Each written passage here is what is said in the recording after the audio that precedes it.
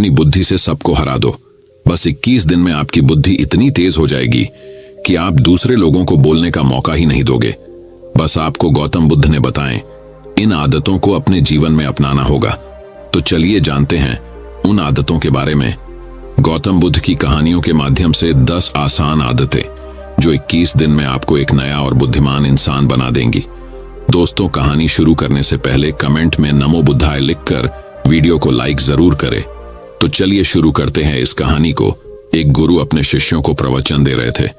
वो बोल रहे थे कि हजारों मील का सफर भी सिर्फ एक ही कदम से शुरू होता है। देखा जाए तो अपनी जिंदगी में लक्ष्य हम सभी तय करते हैं, अपने लिए ख्वाब बुनते हैं, खुद को लेकर कई सारे सपने भी देखते हैं, लेकिन अपने लक्ष्य, अपनी मंजिल के पीछे भागने की बजाय ज्यादातर लोग अपने उन ख्यालों के पीछे भागते रह जाते हैं जिनका शायद सच्चाई से कोई वास्ता ही नहीं है, जो सिर्फ उनके दिमाग की एक उपज है।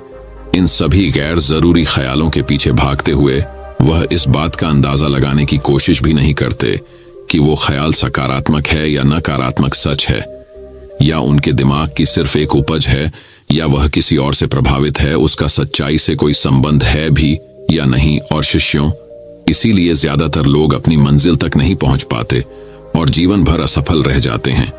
गुरु यह सब बोल ही रहे थे कि तभी एक शिष्य खड़ा होता है और गुरु से कहता है, गुरुदेव, आपने ये तो बता दिया कि ज्यादातर लोग असफल क्यों होते हैं, लेकिन क्या आप हमें यह बता सकते हैं कि हम सफल कैसे हो सकते हैं?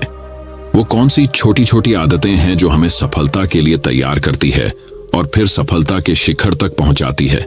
गुरु ने शिष्य का पूरा प्रश्न बड़े ध्यान से सुना और फिर हाथ के इशारे से उसे बैठने का आदेश देते हुए अपने सभी चीजों से कहा, जीवन में सफल होने के लिए सिर्फ जोश और इच्छा शक्ति का होना ही आवश्यक नहीं है, क्योंकि ये दोनों चीजें सिर्फ हमें प्रेरित करके हमसे काम की शुरुआत करवा सकती है, लेकिन पूरे जोश और उत्साह के साथ लंबे समय तक अपने लक्ष्य पर टिके रहने और दूर के बड़े लक्ष्यों को हासिल करने के लिए हमें उन आदतों को अपनी रोजमर्रा के जीवन का हिस्सा बनाना पड़ेगा जो व्यक्ति को सफलता के लिए तैयार करती है और उसे सफल बनाती है। तो आज मैं आपको 10 ऐसी आसान आदतों के बारे में बताऊंगा जिनको अगर आपने अपने जीवन का हिस्सा बना लिया तो सिर्फ 30 दिनों में आप अंदर से एक बिल्कुल ही अलग इंसान बन जाएंगे और खुद के भीतर एक गजब की सकारात्मक ऊर्जा और जो उसको महसूस करेंगे, जो आपको सफलता के शिखर तक पहुंचाएगी। तो उन सफल आदतों की श्रेणी में पहली आदत है, अपने दिन की शुरुआत धन्यवाद के भाव के साथ करेंगे। सुबह जैसे ही आपकी आंख खुले तो कुछ भी सोचने से पहले, कुछ भी करने से पहले, बिस्तर से उठने से पहले अपने दोनों हाथों को जोड़कर आसमान की तरफ देखते हुए जिसकी शक्ति पर आप विश्वास करते हैं उसका आह्वान करते हुए उन 3-4 चीजों को याद कीजिए जिसके लिए आप ईश्वर की उन 3-4 लोगों, चीजों या घटनाओं के लिए ईश्वर का आभार व्यक्त कीजिए जिनकी वजह से आपके जीवन में बेहतरी आई है, आप ज्यादा खुशहाल और समृद्ध हुए हैं। ज्यादातर मौकों पर हमारे जीवन में, हमारे घरों में, हमारे परिवारों में, हमारे आसपास के माहौल में एक ही वो इंसान होता है जो हमारे सबसे ज्यादा दुख हो और परेशानियों का कारण होता है, लेकिन हमारे आसपास 99% लोग अच्छे होते हैं। हमारे जिंदगी में 99% चीजें बहुत अच्छी है, लेकिन अगर हम बुरे इंसान पर, बुरी घटनाओं पे, बुरी परिस्थितियों पे, बुरे परिणामों पर ध्यान देंगे तो फिर पूरा दिन हमें उस तरह की चीजें और मिलेंगी। लेकिन अगर हम शुक्रगुजार हैं अपने जीवन की 99% अच्छी चीजों के लिए, तो फिर हमारे पास और अच्छा चलकर जरूर आएगा। ये जो आभार व्यक्त करने की आदत है, ये हमारी मानसिकता को सुबह सुबह ही बदल कर रख देती है और सकारात्मक तरीके से अपने दिन की शुरुआत करने में मदद करती है। इस अभ्यास को करने में बहुत थोड़ा सा ही समय लगता है, लेकिन यह आपके पूरे दिन के काम करने के तरीके, आपकी मानसिकता और आपके विचारों को पूरी तरह से बदल कर रख सकती है। सफल आदतों की श्रेणी में दूसरी आदत है, आपको हर दिन व्यायाम जरूर करना चाहिए।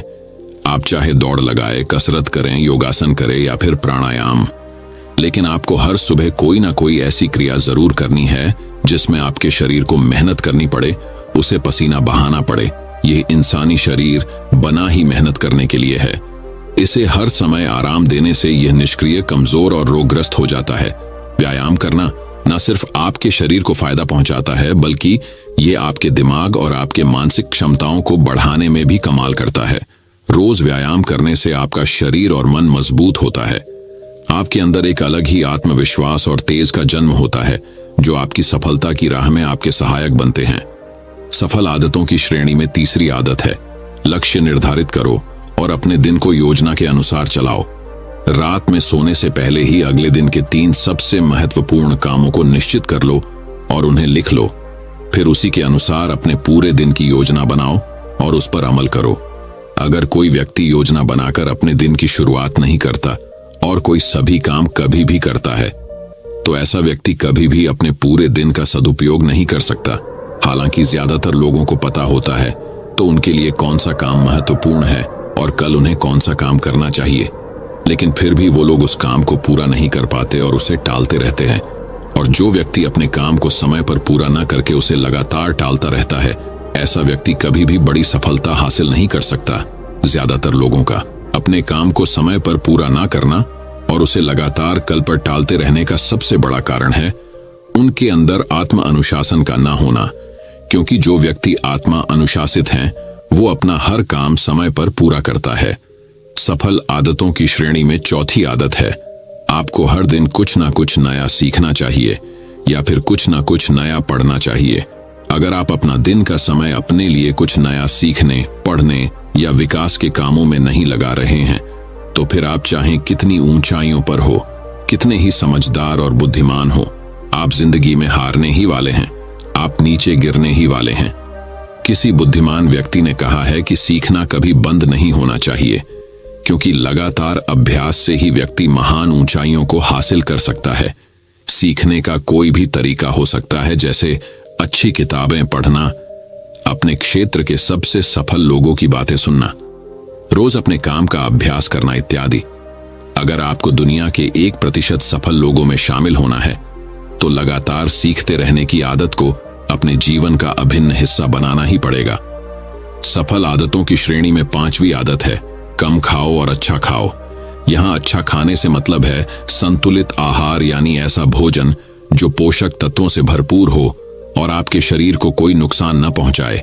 देखा जाए तो भोजन हमारे शरीर के लिए औषधि है। भोजन शरीर के लिए सब कुछ है, क्योंकि शरीर को औषधि तो हम कभी कभार ही देते हैं, लेकिन इसे भोजन हर दिन देते हैं तो हमारा शरीर कैसा होगा, ये हमारे भोजन की गुणवत्ता और उसकी मात्रा पर निर्भर करता है। क्योंकि शरीर को चलाने वाले सारे पोषक तत्व भोजन से ही मिलते हैं। इसीलिए कोई ऐसा भोजन मत करो जिसमें कोई पोषक तत्व ही ना हो और जिसे पचाना हमारे शरीर के लिए बोझ बन जाए। ज्यादा तला भुना और बासी भोजन मत खाओ। 3 सफेद झरों से जितना हो सके उतनी दूरी बना लो। पहला सफेद जहर है चीनी, दूसरा सफेद जहर है नमक और तीसरा सफेद जहर है मैदा। चीनी और मैदा से तो हमारे शरीर को कोई भी पोषक तत्व नहीं मिलता और इन्हें पचाना भी शरीर के लिए बहुत मुश्किल होता है। इसलिए इनका सेवन कम से कम करो। भोजन मन भरने के लिए नहीं, पेट भरने के लिए करो। जब भूख लगी तभी भोजन करो और हमेशा अपनी भूख से थोड़ा सा कम खाओ। रात में जितना जल्दी हो सके उतना जल्दी भोजन करने का प्रयास करो। अपने आहार में जीवित भोजन जैसे फल, हरी सब्जियां, साबुत अनाज, सूखे मेवे भी इत्यादि का सेवन जरूर करो। सुबह उठते ही खाली पेट पानी पियो। भोजन करने से पहले पानी पियो, लेकिन भोजन करने के तुरंत बाद पानी कभी मत पियो। भोजन हमेशा शांतचित्त और प्रसन्न मन के साथ करो और भोजन ग्रहण करते समय उसका पूरा आनंद लो। हम जैसा अपने शरीर को भोजन देते हैं, यह उसी के अनुसार काम करने लगता है। इसीलिए अपने भोजन और उसकी गुणवत्ता का ध्यान रखो। सफल आदतों की श्रेणी में 6ठी आदत है, उनके साथ हर दिन थोड़ा सा समय बिताओ जो आपसे सच्चा प्रेम करते हैं, आपकी परवाह करते हैं, जैसे आपके माता पिता, भाई बहन या फिर आपके सच्चे मित्र। ये एक आदत आपके परिवार में खुशी और शांति लाती है। परिवारजनों के बीच प्रेम और एकता बढ़ती है, जिससे आप ज्यादा खुश और शांत रहने लगते हैं। पारिवारिक तनाव कम होने की वजह से अपने जरूरी कामों पर ज्यादा ध्यान दे पाते हैं और ज्यादा अच्छे परिणाम हासिल कर पाते हैं। सफल आदतों की श्रेणी में 7वीं आदत है, हर दिन थोड़ा सा समय खुद के लिए भी निकाले और इस थोड़े से समय में आपके साथ कोई और नहीं होना चाहिए। यह आपका अपना समय है जिसमें आप अकेले एकांत में रहेंगे, खुद के बारे में चिंतन करेंगे, खुद की अच्छाइयों और बुराइयों के बारे में विचार करेंगे, अपने भविष्य के बारे में सोचेंगे, अपने काम के बारे में सोचेंगे, अपने भीतर उतरने का प्रयास करेंगे। इन एकांत के पलों का उपयोग आप खुद को और भी बेहतर तरीके से जानने और समझने में करेंगे। इस समय आप खुद की कमियों के बारे में विचार करेंगे और उन्हें कैसे ठीक कर सकते हैं, इस पर मंथन करेंगे। सफल आदतों की सूची में 8वीं आदत है समय का सही प्रबंधन करना, उसका सही उपयोग करना। जिंदगी दिनों, महीनों और सालों में गिनी जाती है, तो जिसने अपना दिन संभालना सीख लिया उसका महीना संभल जाएगा, और जिसने अपने महीने संभालने सीख लिए उसके साल संभल जाएंगे, और जिसके साल संभल गए उसकी पूरी जिंदगी संभल जाएगी। इसीलिए अपने दिन को सही तरीके से संभालना सीख लो। जो सबसे महत्वपूर्ण काम है उन्हें सबसे पहले खत्म करो। जिंदगी के किसी भी क्षेत्र में देख लो, घंटे तो सबके पास 24 ही होते हैं, लेकिन इन्हीं 24 घंटों में कुछ लोग कमाल कर जाते हैं। अपने एक हैं जीवन में ना जाने कितने सारे काम कर जाते हैं, लेकिन दूसरी तरफ ज्यादातर लोग छोटे छोटे कामों में ही उलझे रह जाते हैं और जीवन भर यही कहते रहते हैं कि इस काम के लिए समय नहीं है, उस काम के लिए समय नहीं है। तो आखिर समस्या कहाँ है? समस्या है अपने समय का सही प्रबंधन न कर पाना। सफल आदतों की श्रेणी में 9वीं आदत है रात में जल्दी सोएं और सुबह जल्दी उठे। जो व्यक्ति सुबह जल्दी उठता है उसे कुछ अतिरिक्त समय मिल जाता है सबसे महत्वपूर्ण कामों को खत्म करने का, जैसे ध्यान का अभ्यास, व्यायाम, किताबें पढ़ना इत्यादि। सुबह जल्दी उठकर ध्यान का अभ्यास करने से दिन भर मन शांत और प्रसन्न रहता है। इसके साथ ही सुबह जल्दी उठकर काम शुरू करने से व्यक्ति का काम समय पर पूरा हो जाता है और वह बेवजह की चिंता और तनाव से बच जाता है। सुबह जल्दी उठकर काम खत्म करने से व्यक्ति के अंदर एक ऐसा अनुशासन जन्म लेता है जो उसे सफलता के शिखर तक पहुंचा सकता है। सफल आदतों की श्रेणी में 10वीं आदत है वीर्यनाश, धूम्रपान और मदिरापान से बचे। ये तीनों ही काम ऐसी बुरी लत है जो निश्चित रूप से आपको पीछे ले जाने वाली है। ये तीनों ही काम आपके मानसिक और शारीरिक स्वास्थ्य के लिए बहुत ही हानिकारक है। वीर्यनाश आपके तेज और कांति को खत्म करता है और साथ ही आपको शारीरिक व मानसिक रूप से कमजोर बनाता है। हालांकि इन तीनों ही चीजों को छोड़ना आसान नहीं होता, लेकिन अगर आप चाहे तो मजबूत इरादे और दृढ़ इच्छा शक्ति के बल पर इन्हें छोड़ सकते हैं, इनसे निजात पा सकते हैं। इतना कहने के बाद गुरु ने अपना प्रवचन समाप्त कर दिया और वह मौन हो गए। यह देखते ही सभी चीजें समझ गए कि अब यहां से जाने का समय हो चुका है। उन सब ने इस जानकारी के लिए गुरु का धन्यवाद किया और वहां से चले गए।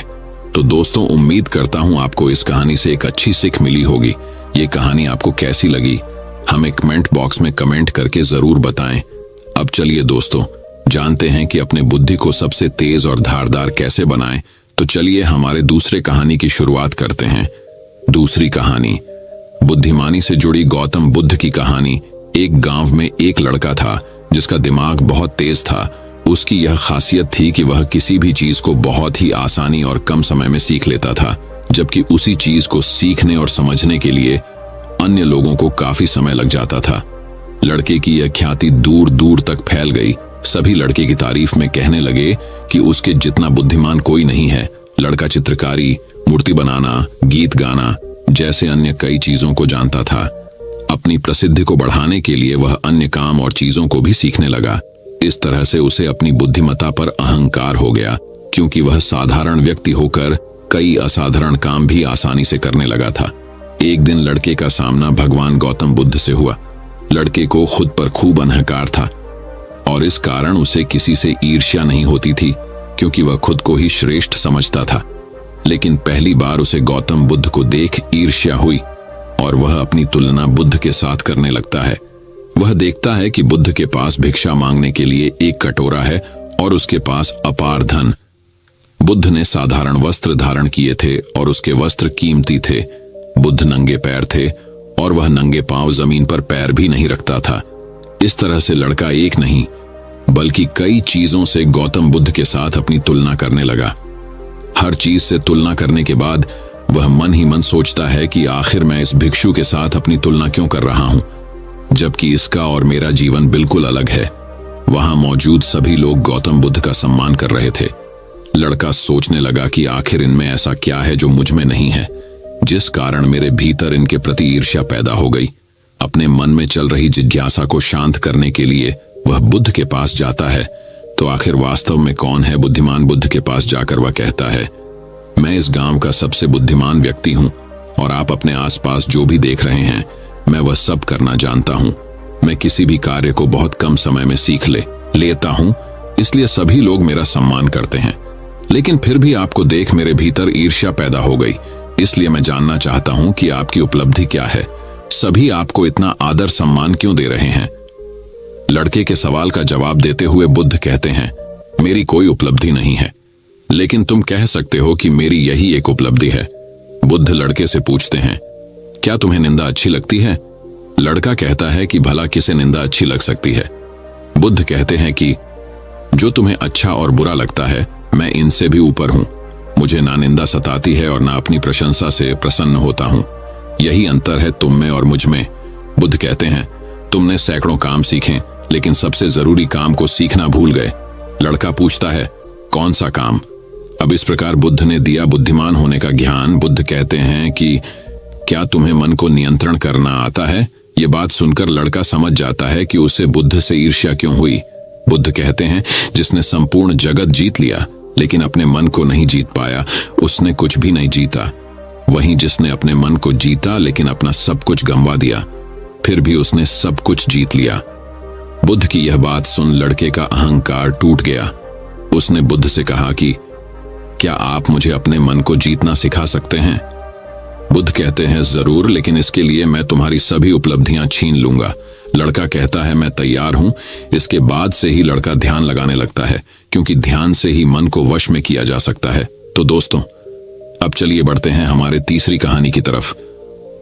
तीसरी कहानी, दिमाग की धार को कैसे तेज करें। लगभग हम सभी लोग जानते हैं और साइंस भी यह सिद्ध कर चुका है कि हम हमारे दिमाग का मैक्सिमम 10% ही यूज कर पाते हैं और इसमें से ज्यादातर हमारा दिमाग बचपन में ही सब कुछ सीखता है और सबसे ज्यादा एक्टिव रहता है, क्योंकि हम हर रोज कुछ न कुछ नया कर रहे होते हैं। रोज पढ़ते हैं, नए नए खेल खेलते हैं और हमेशा एक्टिव रहते हैं। किंतु जैसे जैसे हम बड़े होते हैं, हमारे रोज के कामों में इतने व्यस्त हो जाते हैं कि कुछ नया करने और सीखने का मौका ही नहीं मिलता। लेकिन यदि हम अपने दिमाग को धार देते रहे तो हम दुनिया में जल्दी आगे बढ़ सकते हैं। यह सीखा मैंने इस कहानी से। अफ्रीका में एक पेड़ काटने वाली कंपनी थी, जिसमें वहां के लोग पेड़ काटने का काम करते थे, जिसमें जॉन नाम का एक वर्कर था जो पिछले 8 सालों से पेड़ काटने का काम कर रहा था। उसी कंपनी में एक बिल नाम का नया वर्कर लगता है और एक ही साल में उसकी सैलरी बढ़ जाती है और प्रमोशन भी मिल जाता है। ये बात जॉन को पता लगती है तो वह कंपनी के मैनेजर के पास जाता है और कहता है, सर, इस कंपनी में मेरे साथ अन्याय हो रहा है। मैनेजर बोलता है, नहीं जॉन, इस कंपनी को मैं मैनेज करता हूं, ऐसा तो कुछ नहीं है। अगर तुम्हें कोई प्रॉब्लम है तो मुझे बताओ। जॉन बोलता है, सर, मैं पिछले 8 साल से काम कर रहा हूं लेकिन मेरा प्रमोशन नहीं हुआ और सैलरी भी वही है, लेकिन बिल जो कि 1 साल पुराना ही है, उसकी सैलरी बढ़ गई और प्रमोशन भी हो गया, जबकि प्रमोशन तो मेरा होना चाहिए था। इसके बाद मैनेजर बोलता है, देखो, तुम बहुत ईमानदार और मेहनती हो, मैं यह बात मानता हूं, लेकिन कंपनी के नियम के अनुसार जो ज्यादा पेड़ काटता है उसे ज्यादा सैलरी मिलती है और प्रमोशन भी जल्दी होता है। तुम पहले भी रोज 4 पेड़ काटते थे और अब भी 4 पेड़ ही काटते हो, लेकिन वह रोज 8 पेड़ काटता है, इसलिए उसे जल्दी प्रमोशन मिला। तुम भी रोज 8 पेड़ काटो, तुम्हें भी प्रमोशन मिल जाएगा। यह बात सुनकर जॉन लौट जाता है और रोज से ज्यादा मेहनत करता है और ज्यादा देर तक काम करता है। कुछ दिनों के बाद जॉन फिर मैनेजर के पास आता है और बोलता है, सर, मैं अब ज्यादा मेहनत कर रहा हूं और ज्यादा समय तक काम करता हूं, लेकिन फिर भी मैं रोज सिर्फ 5 पेड़ ही कर पाता हूं। बिल रोज 8 पेड़ कैसे काटता है? मैनेजर ने कहा, यह बात तो तुम्हें बिल ही बता पाएगा, तुम बिल से जाकर पूछ लो। अगले दिन जॉन बिना संकोच किए बिल के पास जाता है और पूछता है कि बिल, तुम रोज 8 पेड़ कैसे काट लेते हो? मैं पूरी मेहनत करके भी सिर्फ 4 से 5 पेड़ ही काट पाता हूं। क्या तुम मुझे बता सकते हो कि तुम पेड़ कैसे काटते हो? बिल कहता है, पहले तुम बताओ जॉन की तुम अपनी कुल्हाड़ी को धार कब लगाए थे? जॉन, मैंने पिछले हफ्ते ही धार लगाई थी। बिल कहता है, मैं हर पेड़ काटने के बाद 2 मिनट का समय निकालता हूं और अपनी कुल्हाड़ी को धार देता हूं, और जो पेड़ तुम 2 घंटे में काटते हो वह मैं 1 घंटे में ही काट देता हूं। धार देने वाले 2 मिनट मेरे आने वाले 58 मिनट बचा देते हैं और मैं रोज 8 पेड़ काट लेता हूँ। यह सुनकर जॉन बिल को धन्यवाद देते हुए चला जाता है। सिर्फ ज्यादा समय और ज्यादा मेहनत से कुछ नहीं होने वाला, इसके साथ साथ उसे अपनी कुल्हाड़ी को धार देते रहना पड़ेगा। जब भी वह धार देना बंद कर देगा, उस समय से उसके कार्य पर प्रभाव पड़ना शुरू हो जाएगा। जॉन अपनी कुल्हाड़ी में धार देकर काम शुरू करता है और कुछ ही दिनों में वह भी प्रमोशन ले लेता है। इस कहानी से हमें यह सीख मिलती है कि दोस्तों, हमें हमेशा ही अपनी लाइफ में कुछ ना कुछ सीखते रहना चाहिए और अपने दिमाग को धार देना चाहिए, चाहे हमारी उम्र कुछ भी क्यों ना हो। मैंने कुछ दिनों पहले सत्य नाडेला, जो कि माइक्रोसॉफ्ट के सीईओ बने हैं, उनके बारे में पढ़ा था कि वह आज भी नए नए कोर्स ज्वाइन करते रहते हैं और नई नई किताबें पढ़ते हैं। उन्हें आज भी नया सीखने में कोई संकोच नहीं है और शायद इसीलिए वह इतनी बड़ी पोजीशन पर है। सक्सेस वही होते हैं जो समय के साथ बदलते हैं और प्रगतिशील रहते हैं। जिस तरह तालाब का पानी एक जगह स्थित होकर कुछ ही दिनों में सड़कर बदबू देना शुरू कर देता है, लेकिन नदी जो हमेशा बहती रहती है, प्रगतिशील होती है, उसका पानी साफ होता है। उसी तरह से जो लोग नई नई चीजें पढ़कर और सीखकर अपने दिमाग को धार देते हैं, वही दुनिया में आगे बढ़ते हैं। तो दोस्तों, चलिए बढ़ते हैं हमारे चौथी कहानी की तरफ। चौथी कहानी, दोस्तों, बहुत समय पहले की बात है। चंदनपुर नाम का एक राज्य हुआ करता था। चंदनपुर का राजा बड़ा ही दानी और प्रतापी था। उसके राज्य में सब खुशहाल थे, पर राजा एक बात को लेकर बहुत चिंतित रहा करता था कि धर्म व दर्शन पर लोगों के विचारों में सहमति क्यों नहीं बनती। एक बार राजा विभिन्न धर्मों के उपदेशकों को आमंत्रित किया और एक विशाल कक्ष में सभी को एक साथ रहने का प्रबंध करते हुए कहा, अब अगले कुछ दिनों तक सब एक साथ रहेंगे और आपस में विभिन्न धर्मों और दर्शनों पर विचार विमर्श करेंगे, और जब सभी के विचार एक मत हो जाएंगे तो मैं आपको ढेरों उपहार देकर यहां से विदा करूंगा। और ऐसा कहते हुए राजा वहां से चला गया। कक्ष में घोर विचार विमर्श हुआ। सभी अपनी अपनी बात समझाने में लगे रहे, पर कुछ दिन बीत जाने पर भी वे एक मत नहीं हो पाए। पड़ोसी राज्य में रहने वाले एक महात्मा जी को जब ये बात पता चली तो वह तुरंत राजा से मिलने पहुंचा। उसने कहा, हाय राजन, मैंने सुना है कि तू बड़ा दानी है, क्या तू मुझे भी दान देगा? महात्मा जी बोले, अवश्य, बताइए आपको क्या चाहिए? राजा बोला, महात्मा जी, मुझे तेरे अनाज के गोदाम से कुछ अनाज चाहिए। राजा, जी बिल्कुल, आप मेरे साथ आइए। राजा उन्हें गोदाम तक ले गया। वहां पहुंचते ही महात्मा जी बोले, अरे ये क्या राजन, तुम्हारे गोदाम में तो तरह तरह के अनाज रखे हैं, तुम इन सब की जगह कोई एक ही अनाज ही क्यों नहीं रखते? राजा को यह सुन थोड़ा अचरज हुआ और वह बोला, यह कैसे संभव है? अगर मैं गेहूं, चावल, दाल इत्यादि की जगह बस एक अनाज ही रखूंगा तो हम अलग अलग स्वाद और पोषण के भोजन कैसे कर पाएंगे? और जब प्रकृति ने हमें इतने ढेर सारे अन्न दिए हैं तो बस किसी एक अन्न का ही प्रयोग करना कहाँ की बुद्धिमानी है? महात्मा बोले, बिल्कुल सही राजन, जब तुम विभिन्न अनाजों की उपयोगिता एक से नहीं बदल सकते तो भला विभिन्न धर्मों के विचारों और दर्शनों को एक कैसे कर सकते हो? सबकी अलग अलग उपयोगिता है और वे समय समय पर मनुष्य का मार्गदर्शन करते हैं। महात्मा जी ने अपनी बात पूरी करते ही राजा को अपनी गलती का एहसास हो गया और उसने कक्ष में बंद सभी उपदेशकों से क्षमा मांगते हुए उन्हें विदा कर दिया। दोस्तों, यदि पूरी मानव जाति बिल्कुल एक जैसा ही सोचती तो हम कभी इतनी प्रगति नहीं कर पाते। हमारे विचार ही हमें दूसरों से अलग बनाते हैं। अगर कभी आपका विचार औरों से मेल ना खाए तो इसमें घबराने की जरूरत नहीं, बल्कि यह देखने की जरूरत है कि पूरी पिक्चर में आपका विचार कहां फिट हो सकता है। और दूसरी तरफ यदि किसी और का विचार अब से मेल ना खाए तो उस पर नाराज होने की बजाय ये समझने का प्रयास करना चाहिए कि उसकी सोच का कहां और कैसे यूज किया जा सकता है। तो अब दोस्तों, चलिए बढ़ते हैं हमारे 5वें कहानी की तरफ। 5वीं कहानी, एक बार की बात है, एक व्यापारी व्यापार करने के लिए विदेश गया हुआ था। वहां उसका कारोबार बहुत अच्छा चल रहा था। वह धन कमाने में इतना व्यस्त हो गया था कि उसे समय का भान ही न रहा। आखिर उसने एक दिन अपने घर लौटने का फैसला कर ही डाला और कमाया हुआ बहुत सारा धन लेकर घर के लिए चल पड़ा। जब घर पहुंचा तो रात हो चुकी थी। घर का मुख्य द्वार बंद था, लेकिन एक शयनकक्ष की खिड़की से रोशनी बाहर आ रही थी। उसने खिड़की में से अंदर झांक कर देखा।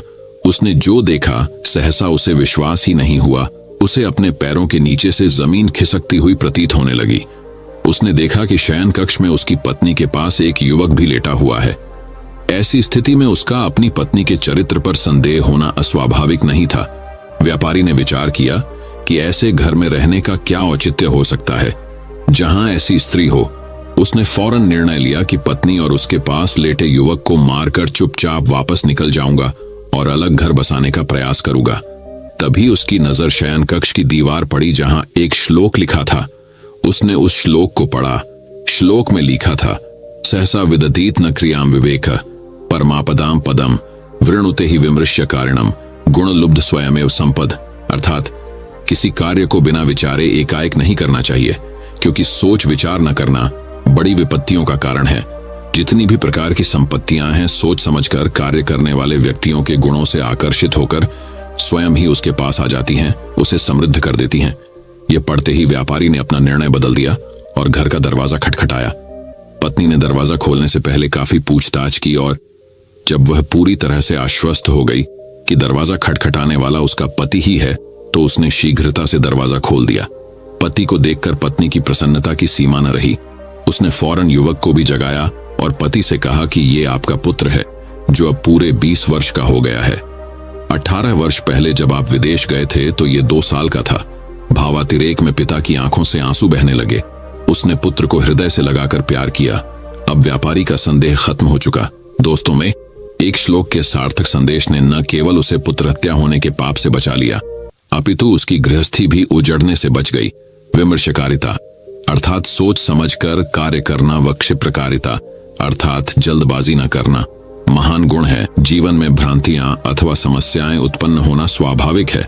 जब अचानक कोई भ्रांति उत्पन्न हो जाए अथवा समस्या आ खड़ी होती है तो हम घबरा जाते हैं और फौरन प्रतिक्रिया करते हैं। इससे कई बार समस्या सुधरने की बजाय और बिगड़ जाती है। अतः हमें कभी भी बिना पर्याप्त विमर्श किए कोई कार्य नहीं करना चाहिए। कहा गया है कि जल्दी का काम शैतान का होता है। जिस प्रकार से रोग का उपचार करने के लिए उसका सही निदान अनिवार्य है, उसी तरह से कोई समस्या हो अथवा भ्रांति को दूर करने के लिए भी पर्याप्त विचार विमर्श करना अत्यंत आवश्यक है। दोस्तों, मैं उम्मीद करता हूं कि यह कहानी सुनने से आपके जीवन में अच्छे बदलाव आए होंगे। आपको इस वीडियो से क्या सीखने मिला, ये कमेंट करके जरूर बताएं और अपने परिवार, दोस्तों या आपके करीबी इंसान के साथ ये कहानी शेयर करके उन्हें भी इस ज्ञान से परिचित करवाएं। बाकी अगर आपको यह वीडियो दिल से अच्छी लगी हो तभी इस वीडियो को लाइक कर देना, और आपने अब तक इस चैनल को सब्सक्राइब न किया हो तो चैनल को सब्सक्राइब भी जरूर कर देना। आपका हर दिन शुभ हो और खुशियों से आपका जीवन भरा रहे। धन्यवाद। नमो बुद्धाय।